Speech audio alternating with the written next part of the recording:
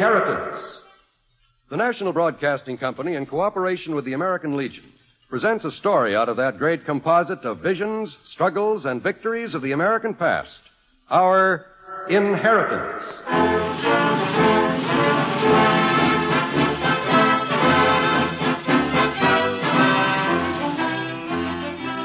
Yes, we Americans are heirs to a vast fortune, a fortune compounded of many things. Of pilgrims building a settlement at New Plymouth, the Battle of Bunker Hill, the voice of a great bell proclaiming liberty. It is the pioneer pushing ever westward, and fast clipper ships of the East India trade.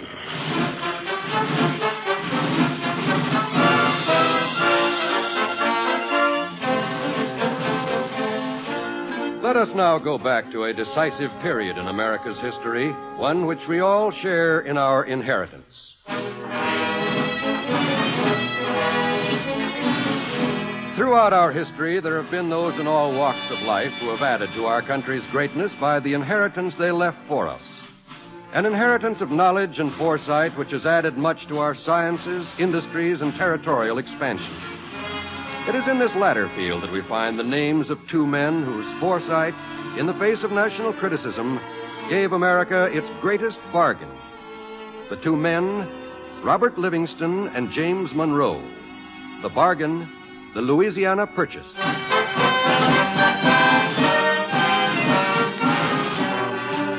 At the turn of the 19th century, the land which comprised the Louisiana Territory was under the control of the French.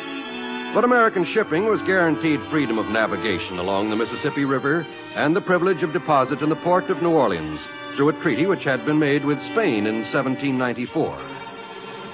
But in October 1802, when France signed a secret agreement with Spain which closed the entire Mississippi River to American navigation, the voice of America grew loud in protest. It's just plain cussedness, that's what it is. If we can't get our produce down to New Orleans, how they expect us to get it to other parts of the country? Can't rightly say, Jed. Towed it by land on our backs, I reckon. More potatoes, Jed. No. Far as I can see, our crops are just going to rot on the ground unless somebody figures out something. And real quick. Well, what can anybody do? If we was to load our stuff in wagons and tote it that way, it'd rot just as quick. With France and Spain in cahoots and both of them grabbing all the land they can lay their hands on, well, all I have to say is, what's happened to this here independence we just got through fighting for? Appears to me old Bonaparte sort of put the lid on it. Appears to me that Bonaparte is getting a mite too big for his knee britches. You haven't hardly touched your plate, Jed. I ain't hungry. Something's sure got to be done to stop him. Well, what can we do? We can't do nothing, Jonathan, that's certain. But by jiggers, the Congress ought to be able to do something. And if they can't, I reckon President Jefferson can. Tom Jefferson's a good man. He's seen the evils of the alien and sedition laws quick enough. And if he can tromp on laws like that to help folks, sure as shooting he can pass another one for the same reason. Even if it means war with France? Even if it means war with France. I don't know why I trouble to cook the victuals if you aren't going to eat them, Jed. Just you rest easy, Cora. If we don't get to ship our produce down to New Orleans pretty soon, you'll be cooking more victuals than you know what to do with. Tom Jefferson better think of something, and mighty fast.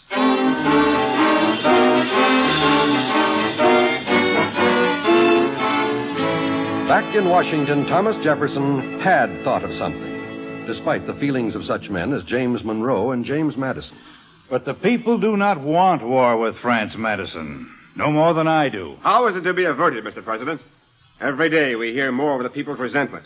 And with shipping almost at a standstill, one can hardly blame them. I understand their resentment. Today, Bonaparte controls the entire Louisiana Territory, the whole length of the Mississippi. Now, tomorrow, who can tell how many more will be under his domination? I tell you, Bonaparte is set on conquering the entire world. Madison is right. With Bonaparte's troops in the West Indies headquartered on Santo Domingo, the arms of the octopus threaten to encircle all America. Perhaps. But you forget, Monroe, that the effectiveness of Santo Domingo has been weakened by the revolt of the natives under Toussaint Louverture. And what of Napoleon's General Leclerc? Have you forgotten that he has crushed the revolt? Whether or not the revolt on Santo Domingo has been crushed is not the main issue at the moment. There is on the globe one single spot, the possessor of which is our natural and habitual enemy. New Orleans? It is New Orleans, through which the produce of 3/8 of our territory must pass to market. And France, placing herself in that door, assumes the attitude of defiance. Yes, and in her defiance, she has completely paralyzed our shipping. So it is now our duty to unparalyze it. And by what better means than a declaration of war? There's another way. If there is, it does not come to my mind. We must have an open port for shipping. To that you will agree. Yes, of course. Very well. Robert Livingston is now in Paris as our ambassador to France. He's a man of perspective, and he's shrewd. If he were to effect the purchase of the port of New Orleans, and Bonaparte were made to realize that we sought no other claims on the Louisiana territory, then his desire for an American holding would be satisfied, and there'd be no need for a war with France. Well, the plan is a good one. But Bonaparte would never agree to such a transaction. He's too mad for power, and you cannot reason with a madman. But supposing he did agree to give us New Orleans, what then? Here's my plan. Oh, Monroe, do you consider yourself an able seaman? Yes, I do. Good. Well, why do you ask? I am commissioning you as envoy extraordinary to France for the purpose of aiding Livingston in the purchase of New Orleans. You are so certain of success? I am so certain that I have already written Livingston of my plan. That should answer your question, Monroe. It does indeed. What are my instructions? Look at this map. Here's the Mississippi, with France's territory to the west and ours to the east, running as far south as Georgia. Yes? Now, if New Orleans, the Floridas were ours, that would give us the entire east bank of the Mississippi. And the Gulf Coast to the eastward. Exactly. Now, this is my suggestion. When you speak with Bonaparte, proceed with caution. Give him not a suspicion of an idea that we are anxious to purchase New Orleans. And the price for this port, which means so little to us. You and Livingston are to offer Bonaparte anything up to 50 million francs for New Orleans and the Floridas. 50 million francs? Well, that's over $9 million. It is, Madison, and worth the spending. What if Bonaparte refuses to give up both New Orleans and the Floridas? Then you will offer 3/4 of the sum for New Orleans alone, or for some portion on the east bank of the Mississippi to be used as an American port. Failing in that effort, you must press for a perpetual guarantee for the rights of navigation and deposit on the Mississippi. And should the consul refuse to negotiate at all, what then? If Monroe and Livingston are refused on every count, then they will open a confidential communication with ministers of the British government, with a view to a candid understanding and a closer connection with Great Britain. In the event such a treaty is consummated with Great Britain, it's not unreasonable to suppose that we shall sign a mutual agreement not to make a separate peace with France.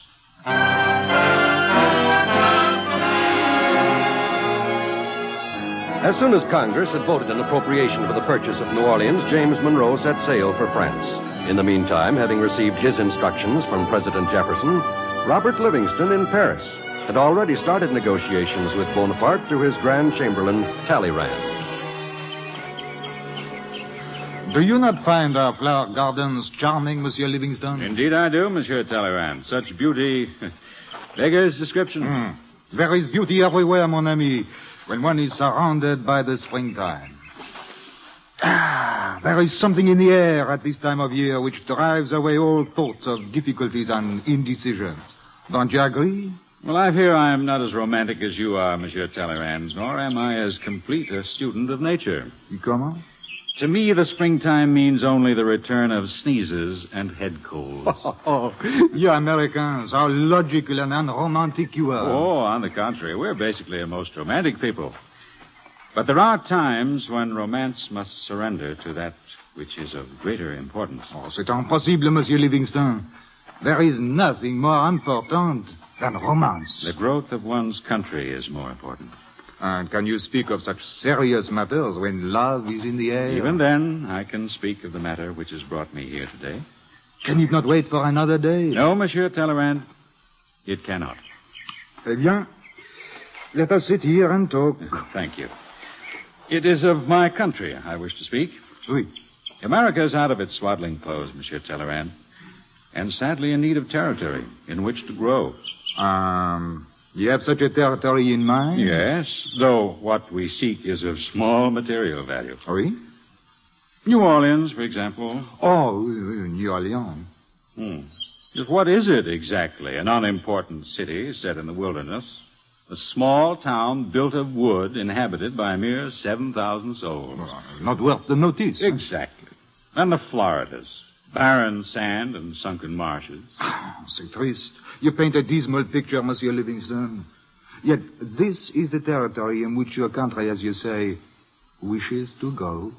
Well, when you consider the vast reaches of France's holdings in our country, how insignificant indeed must seem this poor land which we would purchase from you. Oh, I agree. It is but a trifle. Then the council will consider our request for New Orleans and the land of the Floridas? No, Monsieur Livingstone. But, Monsieur, you But agreed. such land is but a trifle, oui. Unfortunately, the council is a connoisseur of trifles. Would he perhaps consider the sale of New Orleans alone? That also is improbable. I am prepared to offer him a sizable sum.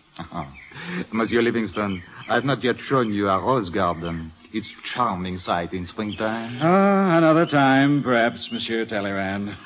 At the moment, I seem to have lost my appreciation for roses and springtime.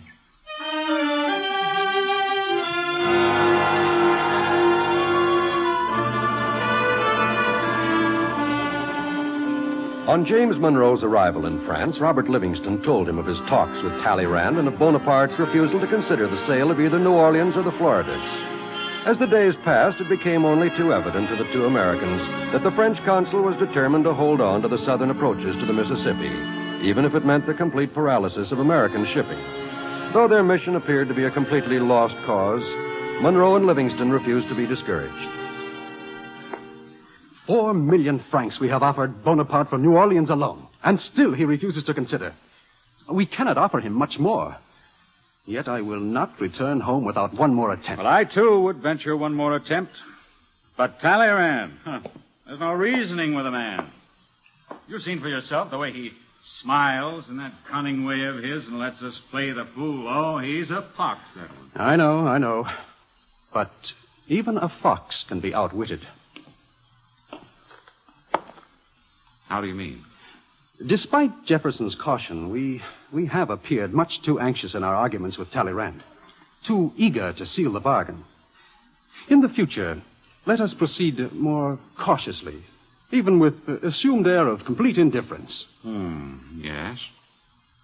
Yes, I see what you mean. If, after trying so desperately to purchase New Orleans, we should suddenly show no interest whatsoever in it. Exactly.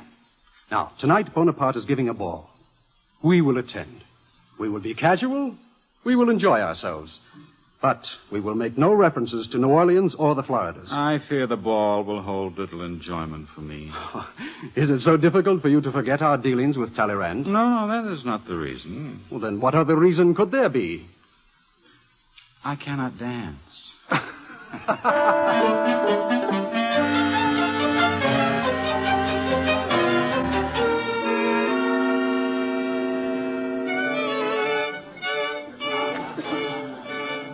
Eh bien, Talleyrand, our guests, they enjoy themselves, oui? When the consul invites them to attend a ball, sire, they always enjoy themselves.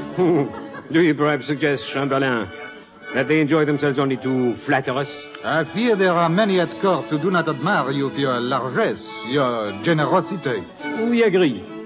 But still it amuses us to be surrounded with music and dancing. Huh? What is it? Regardez. Our two ambassadors from America. Oui, and even they seem to be enjoying themselves. To win favor from us? No, it is more than favor they would have from Napoleon Bonaparte. Good evening, Your Majesty.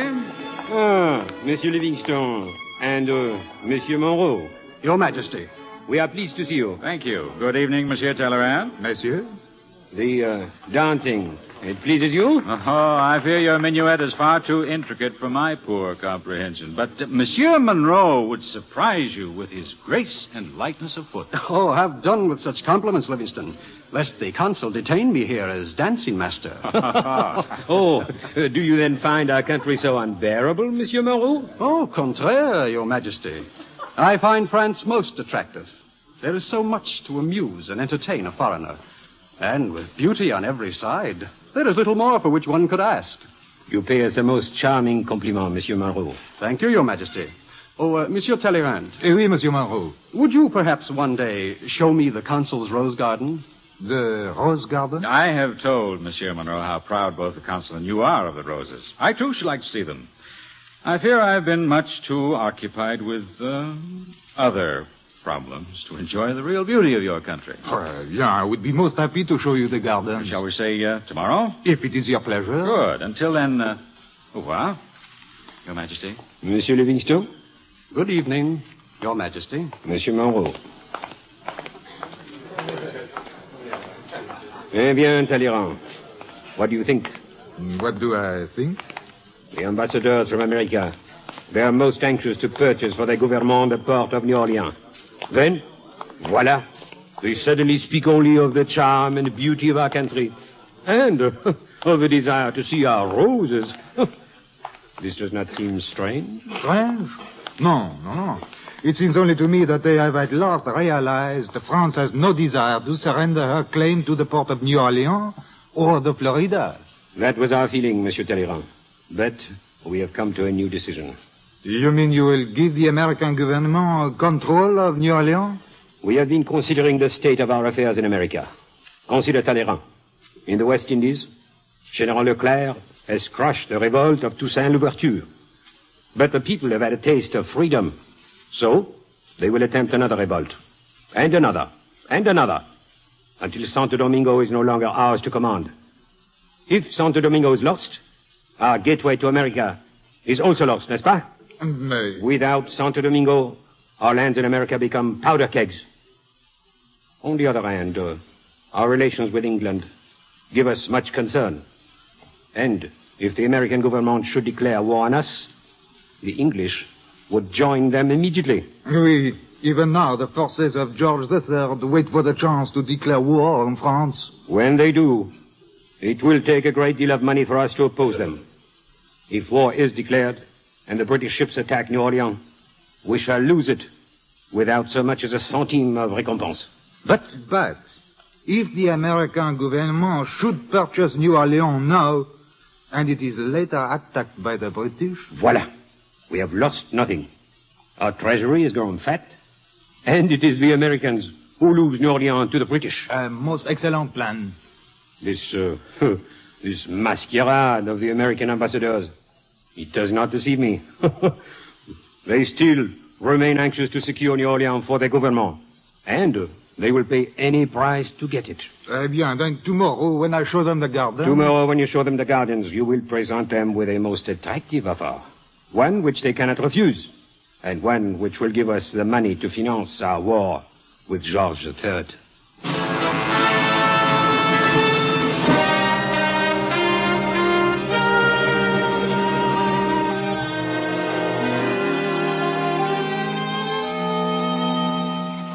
And here, messieurs, are the roses which you wish to see.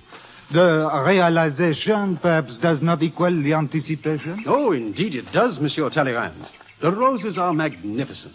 Such colors, such fragrance. Would that we could grow such blooms in America. Oh, you cannot grow roses in your country. Oh, roses, yes, but none which can compare with these. I count the days until my return home when I can speak to my friends of such beautiful flowers. Oh, do you then leave us so soon, Monsieur Monroe? I'm afraid I must. There are matters of importance at home which require my attention. Oh, quel dommage. I shall indeed be sorry to leave your country, Monsieur Talleyrand. This has been a most interesting visit. We shall be very sorry to see you leave. Thank you. Perhaps one day you will pay us a visit in America. Okay. Monsieur Monroe. Yes? Un moment. Something is wrong. No, Monsieur Livingston, no. It is only that I would speak with you. Yes, you wish. We have spoken together many times recently, the three of us, n'est-ce pas? Indeed, we have. Many times. And the purpose for your visit to France, Monsieur Monroe, it has brought you nothing. Oh, if you refer to our government's desire to purchase New Orleans... Precisely. You need have no qualms on that subject, Monsieur Talleyrand. We understand the situation perfectly, and we shall pursue it no further. Monroe is correct. If the consul has a wish to sell New Orleans to America, then Monroe will so report to President Jefferson on returning to Washington. But the purchase of New Orleans would mean a great deal to your government, would it not? It is but another port.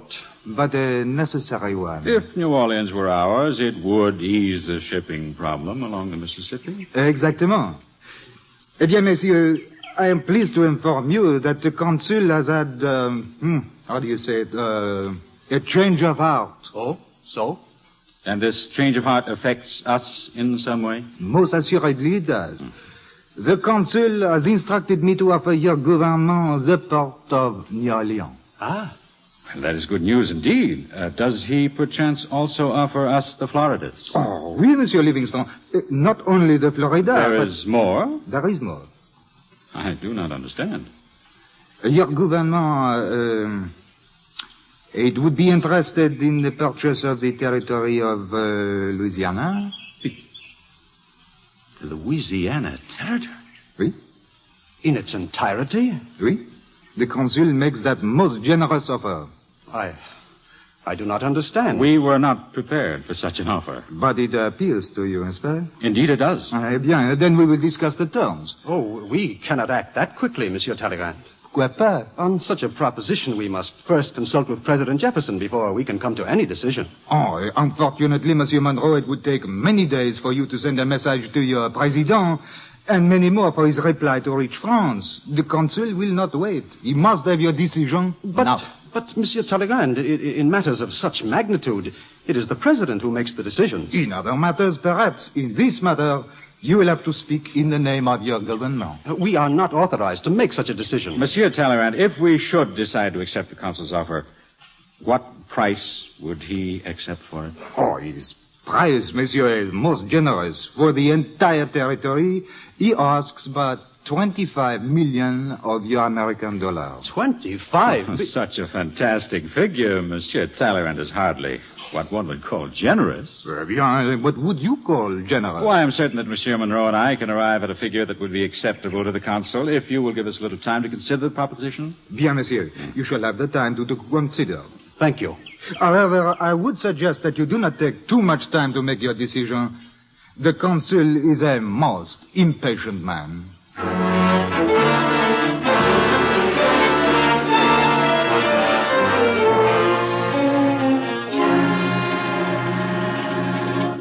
I do not understand, Livingston. First, Bonaparte stubbornly refuses to sell us so much as New Orleans alone. Then suddenly we are offered the entire Louisiana territory.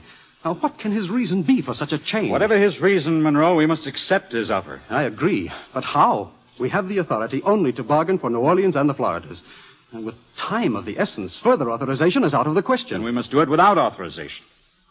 Do you realize what this territory will mean to America? Consider for a moment, Monroe. Today there are 16 United States in the Union. But if this vast territory west of the Mississippi were ours, how many more states might be born? The potential value of the territory goes beyond even that. What grazing lands could be established in it? And the agricultural possibilities. This is an offer we cannot refuse. And yet, do we dare to accept it? What guarantee do we have that our decision will be the correct one? Will the people of America agree with our decision? The answers to those questions, my friend, will come in due time. At the moment, it comes down to this. We must take it on ourselves to accept the offer and pray that the consequences are favorable. Very well. We accept the offer. Yes, but what of the price? Bonaparte's demand of $25 million is far in excess of what we dare offer. And what do you suggest? $4 million. $4 million it shall be. But I have doubts that the fox will be that easy to catch.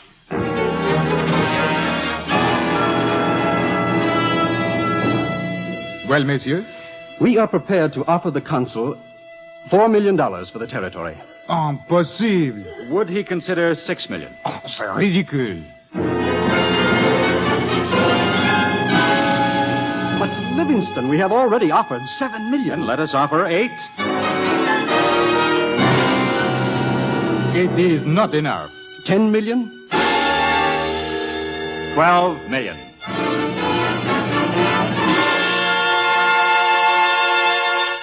We have played the game long enough, monsieur.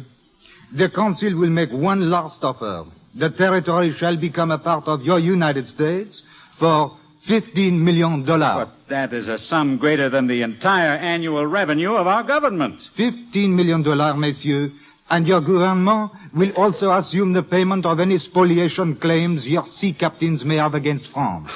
The Council drives a hard bargain. The Council also will not be cheated. And $15 million is his final offer. Oui, Monsieur Livingstone.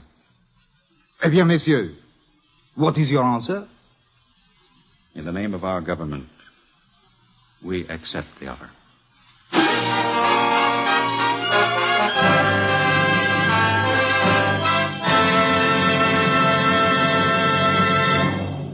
Thus was consummated the biggest real estate negotiation in history. $15 million for 1/3 of a nation. 800,000 square miles of land, which today covers over 12 of our states, which produces annually some 3 million bales of cotton, 1.5 billion bushels of corn and wheat, and some 400 million barrels of oil and minerals worth over $840 million. This was the Louisiana Territory, sold to us at 4 cents an acre, when Napoleon Bonaparte realized he would get nothing for it if France should lose the war with England. Truly America's greatest bargain. When President Jefferson learned of the negotiation, he was most enthusiastic in his personal approval. And when Congress gave its approval, the Louisiana Purchase became a reality. We owe a great deal to the two men who are personally responsible for the purchase of this territory, which has brought our country so much wealth. Robert Livingston and James Monroe. Two men who, with prophetic foresight, contributed so much to the way of life we enjoy today.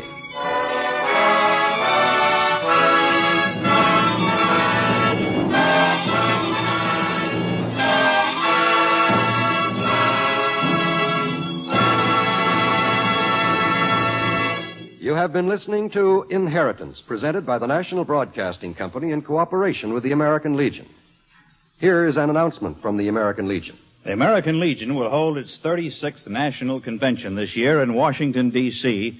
from August 30th through September 2nd, when approximately 150,000 Legionnaires and 100,000 of their family members will arrive in that city for what promises to be the largest convention in the history of the nation's capital. The Legion, which celebrated its 35th birthday this year, is composed of nearly 3 million veterans of World War I, World War II, and the recent Korean conflict. Dedicated for God and country, it is an articulate force for Americanism and for the preservation of the lofty ideals and strong moral values which are our inheritance.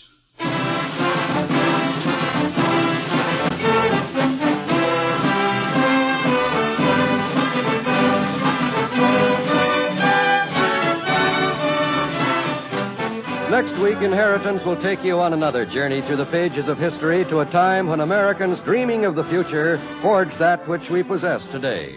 Today's story, America's Greatest Bargain, was written by Milt Kahn and featured Whitfield Connor as Robert Livingston and Dennis Patrick as James Monroe. Included in the cast in order of their appearance were Clarence Strait, Gil Harmon, Ann Seton, Tyler McVeigh, Jay Barney, Ben Wright, Donald Lawton. The original music was composed and conducted by Robert Armbruster.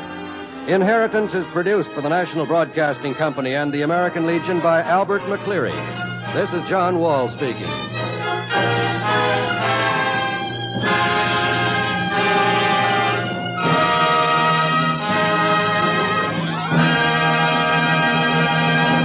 NBC welcomes Birmingham's dominant station, WA.